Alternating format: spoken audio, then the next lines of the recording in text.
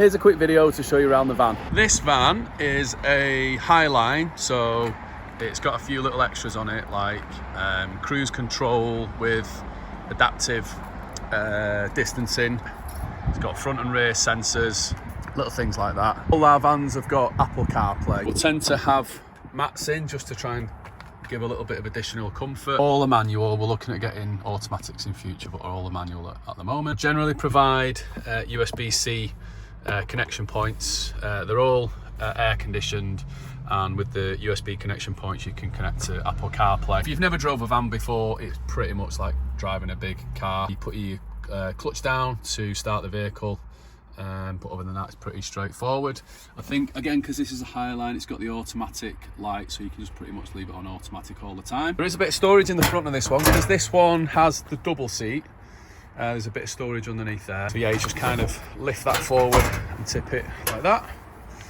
This has got the double seats, and the other two vans that we've got have the single captain seats that both spin. With this one, it's just that one that spins. To turn the seat, I'll probably start the seat. There's two bolts at the front that you undo. You just basically unscrew them. In the van, there's a bolt there and a bolt there. Now, there is a knack to turning the seat, and all you need to remember is that when you spin the seat, always make sure the back is near the handbrake. The reason for that is you can turn it around the other way, but it is a little bit fiddly.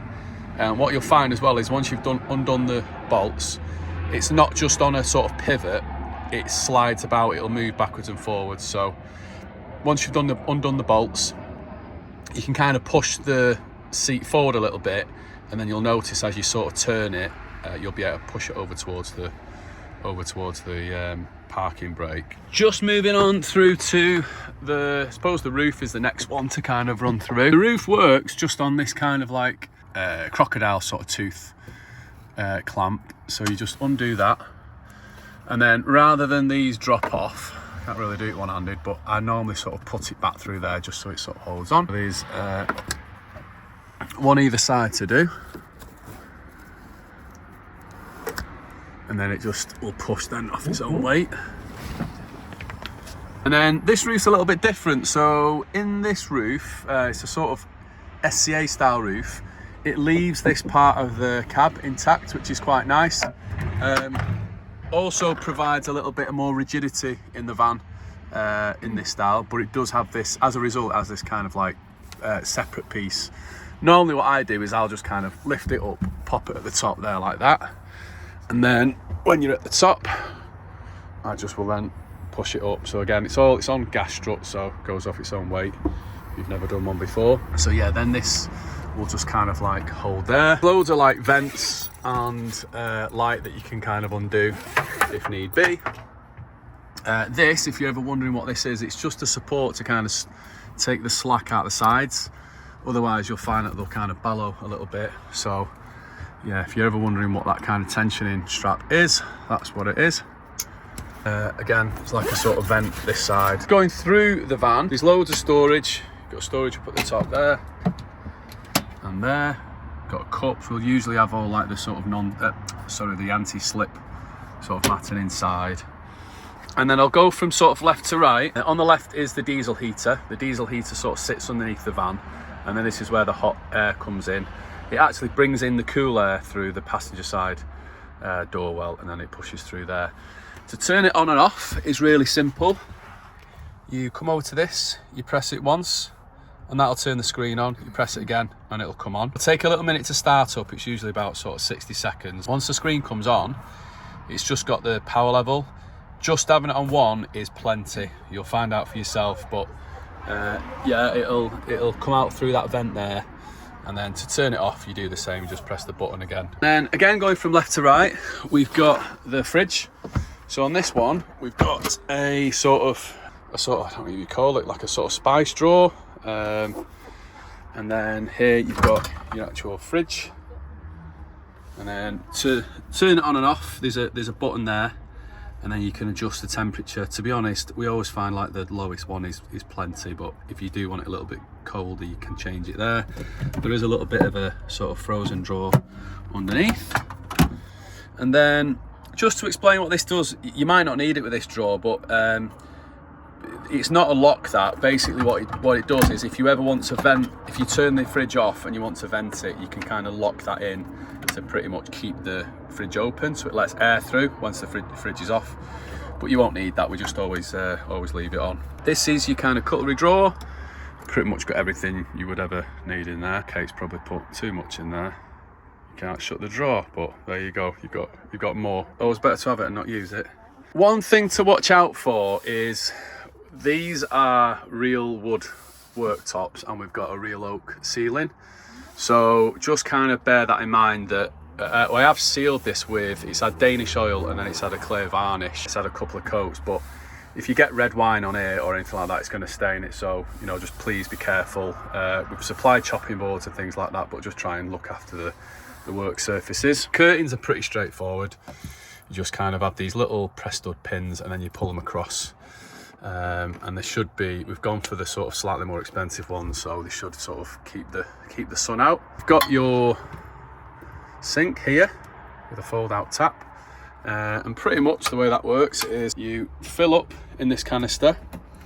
This is a removable submersible pump, so that's what pulls the water out to the tap, and that's just a little power lead that pops into there. Obviously you can take that out and fill it with water, and then once that's on, there's two buttons here. The bottom one is the one for the pump, so if you turn that on, you'll hear it whirring. Once you've turned that on, you'll then be able to just kind of turn the tap there and the water will come out. Tap is geared up for hot and cold, but obviously there's only cold in this. Just remember to turn that off. It's fine if it runs and it's dry, but you know, they're kind of made for that type of use, but I just kind of turn it off so it's off and it'll just annoy you as well.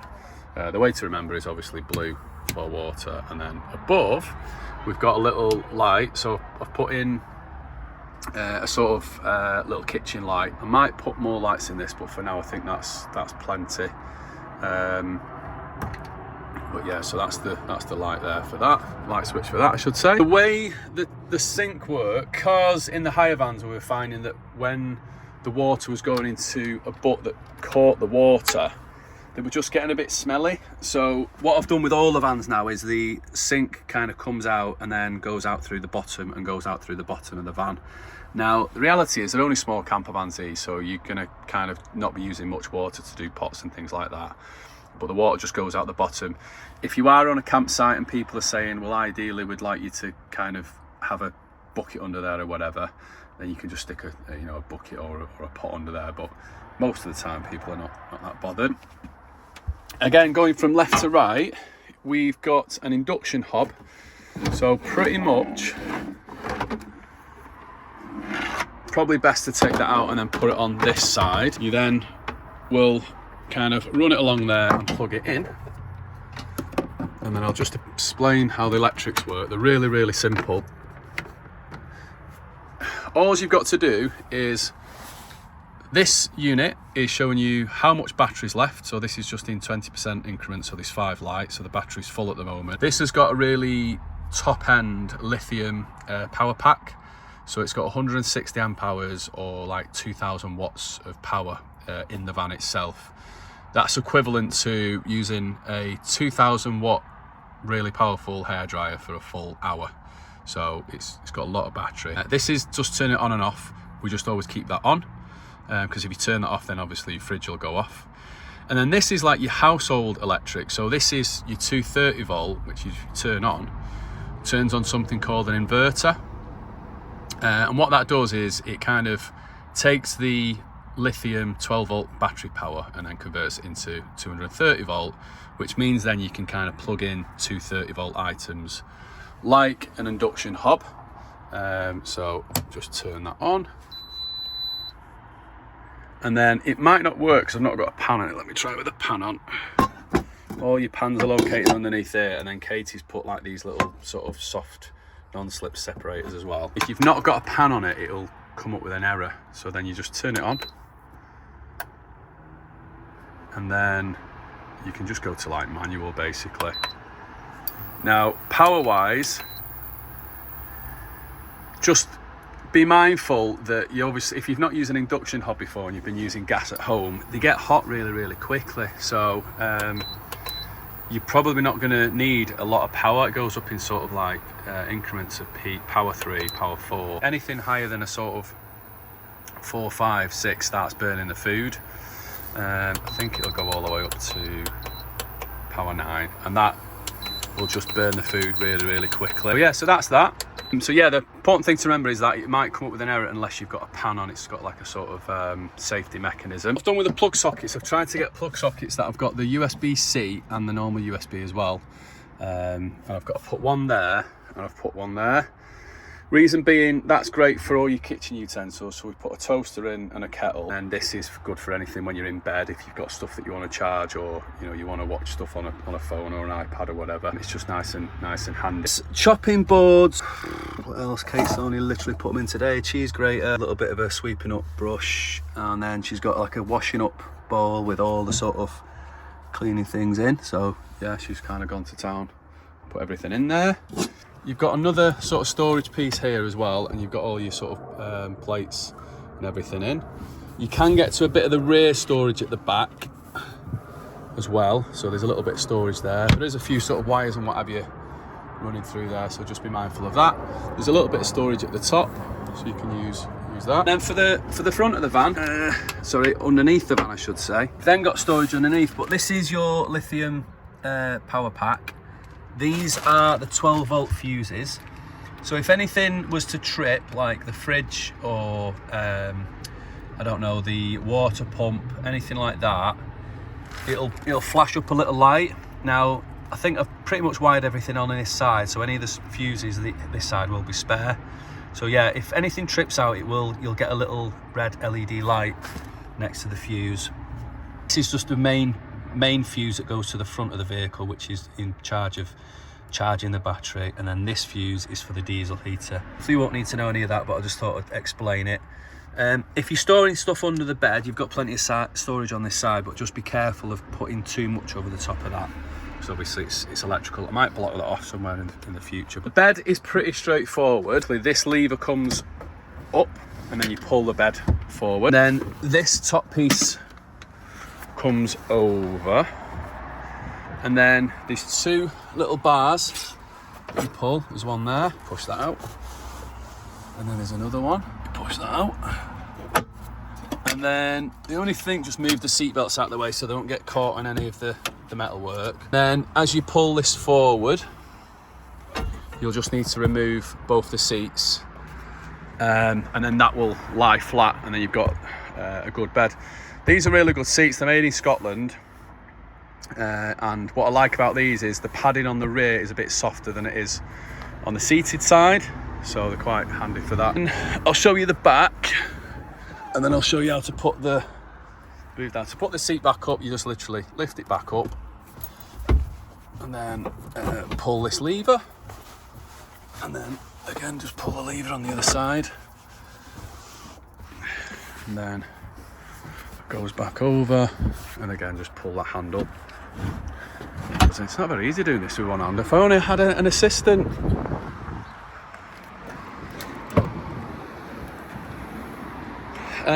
This is like a handy little parcel shelf, so this lifts up, and then you've got like a little seatbelt type loop that goes in there to hold it up, so you can have it up or down. At the moment, I've not put any sort of like anything that holds in table, so at the moment I've just kind of left it where when that's down it holds it really securely, so it works quite well. That's the view from the back. They're the sort of stick-on blinds, the thermal blinds. So yeah, the table's pretty straightforward. It's got these loops that go onto the rail there, so it just will go onto that metal rail, and then once you've put it on, you can kind of push that across to secure it, so that kind of like secures it on the hoop.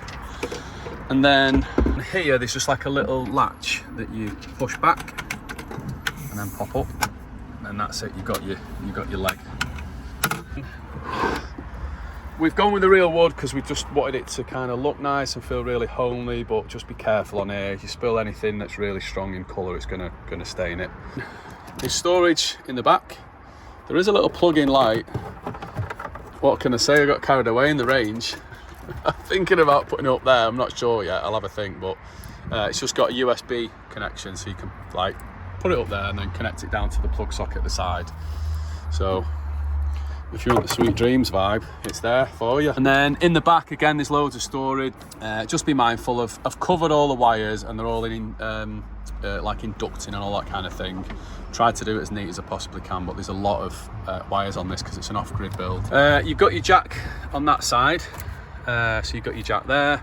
The spare wheel is underneath, and again, I hope you don't need the spare wheel, but the thing to remember is you will undo this bolt fully on the right hand side, and then this bolt you undo a little bit, and then you can just push this bar over in that direction. That drops down, and then you can pull your wheel out. So it's pretty straightforward. What else? Yeah, just putting I think the big one now is just putting the roof down. There's a little bit of a knack to it, and yeah, we sort of seem to, people get sort of caught out with it, but I'll explain. It's probably a little bit easier in this van because of the way the roof's designed, but yeah, you pull it down. The other thing I'd sort of mention is, obviously if you've got children or there's people sleeping up top, you're probably best standing on here or on the bed. Just be careful about standing on the handrests. In the other van where we've got two captain seats, for funny feeling, people keep standing on handrests and they're just not like made for that, so just keep that in mind. But yeah, so your roof will be up like that. Pull it down, kind of pull this out a little bit so it's ready. So this kind of like this piece here, and then make sure all your vents and everything are shut, and then pull it down. Need to onto this, and then just pull it down so there's a little bit of a like gap, so it's like took the pressure off it, but it's not fully down. And then just gather in all the material, like over gather it, sort of like really pull it in. And then once you then pull this across, it's hard done with one hand, but yeah, once you pull this across, you can then go back in, get your handle, and then just like pull it down. And then once you've pulled it down, just push in the material like that. Once you've done this a few times, it's dead easy, but I'm probably over explaining it like I do with most things. And then I do feel like there's a better way to do this, but yeah, go on, I can't do it with one hand. But so that kind of loops over the top first. Get a better angle. Over the top first. Yeah, and then over the top first into that bottom one. So the metal bit's on the front, like that. Pull it through, Kate. Yeah, so get it so it's like that. I'm just explaining this in case it drops out, but yeah, if you get it like that, and then just push it through the bottom, and pull it tight. So all you need to do really is do one side and pull it tight, and then do the other and pull it tight, and then go back and do the two, and that's pretty much it done. So yeah, that's pretty much it in the van. You can leave the 230 on. Problem child's come back just to interrupt a nice campervan video that we're doing about our new campervan. Yeah, just you can then turn that off there. So if you don't need to, but it's just handy to turn off because it does pull a little bit of power having the 230 on because of the inverter. One handy feature with this system is that if for whatever reason the front battery was to go flat, all you have to do is press this button, and that's effectively like having another person come and put their jump leads on the front of your vehicle and help you jump start the battery. So all you need to do is put that on, it'll start flashing, leave that for probably like 60 seconds, again as you would if you was getting a jump start off somebody. Then turn the engine, and then once it's running, come back and then turn the jump start off. But yeah, if you're wondering what that button is, or indeed if you kind of flatten the front battery, when you come to the petrol station, The design on the Volkswagen is that you have to open the door, there's like a little lug, and then open it like that, and then you can shut the door. But with petrol, you just undo it like that, and then you can just store it there. Pretty straightforward. Locking nut for the alloys is in there, so again, if you ever do break down or there's a flat, you've got it in there. Yeah, that's it. So I hope that's helped. I've explained everything, Kate, do you think? Too much detail. Anyway, hope you have a good holiday, and just keep hold of this for reference so you know where everything is.